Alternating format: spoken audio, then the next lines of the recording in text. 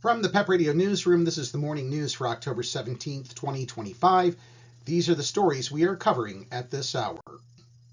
Venezuelan government officials have floated a plan in which President Nicolas Maduro would eventually leave office, a bid aimed at easing mounting U.S. pressure on the government in Caracas, according to a former Trump administration official. The proposal, which was rejected by the White House, calls for Maduro to step down from power in 3 years and hand over authority to his vice president, Delcy Rodriguez, who would complete Maduro's current 6-year term that runs until January 2031. That's according to the former Trump official, who was briefed on the plan but was not authorized to comment publicly on the matter and spoke on the condition of anonymity. The official said the White House had rejected the proposal because it continues to question the legitimacy of Maduro's rule and accuses him of overseeing a narco-terrorist state. The revelation of Maduro's attempts to offer a plan to slowly ease himself out of power comes amid growing unease in the Venezuelan leader's government that Trump could order military action to try to oust him. The White House did not respond to a request for comment. In other news, former Trump administration National Security Advisor John Bolton was charged Thursday with 18 counts of retention and transmission of national defense information, according to unsealed court documents. Bolton is accused of sharing more than 1,000 pages of information about government activities with relatives in diary-like notes. An attorney for Bolton denied wrongdoing. The indictment also alleges that the personal email account Bolton used to share the information was hacked by an entity believed to be associated with Iran. Bolton served for 17 months as National Security Advisor during President Donald Trump's first term, clashing with him over Iran, Afghanistan, and North Korea before being fired in 2019.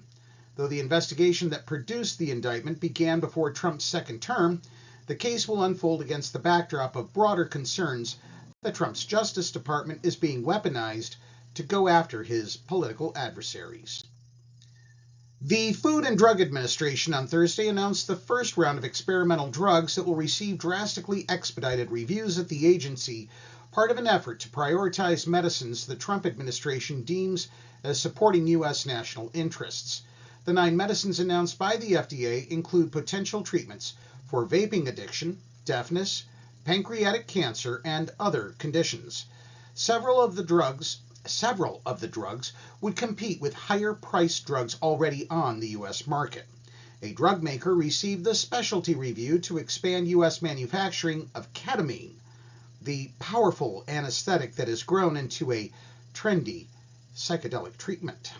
Under the program announced earlier this year, the FDA will aim to decide whether to approve the drugs in 1 to 2 months, an unprecedented pace for the in-depth safety and effectiveness reviews performed by agency scientists.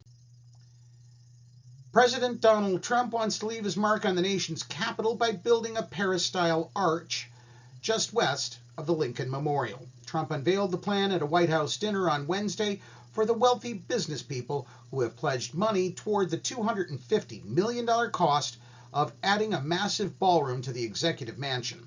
Trump did not put a price tag on the cost of the arch. It's going to be really beautiful, the Republican president said. I think it's going to be fantastic. Many presidents and first families try to leave their impact on the White House, and Trump is already doing that with many of the design and construction changes he's already made to the property, perhaps most notably by converting the Rose Garden into a stone-covered patio. The arch goes far beyond the White House, giving Trump a chance to leave another lasting monument in a city known for them. It would expand on his earlier talk of sprucing up the city by replacing its tired grasses and broken signage and street medians. And finally, Ace Frehley, the original lead guitarist and founding member of the glam rock band Kiss, who captivated audiences with his elaborate galactic makeup and smoking guitar, died Thursday. He was 74. Frehley died peacefully surrounded by family in Morristown, New Jersey, following a recent fall, according to his agent. Family members said in a statement that they are completely devastated and heartbroken, but will cherish his laughter and celebrate the kindness he bestowed upon others. Kiss, whose hits included Rock and Roll All Night and I Was Made for Loving You, was known for its theatrical stage shows with fire and fake blood spewing from their mouths of band members dressed in body armor, platform boots, wigs, and signature black and white face paint.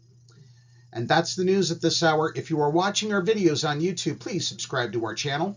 PEP Radio is available on the Live 365 app, the PEP Radio page at paequality.com, Roku, and Alexa. Up next, we have the Meadville area weather forecast here on PEP Radio.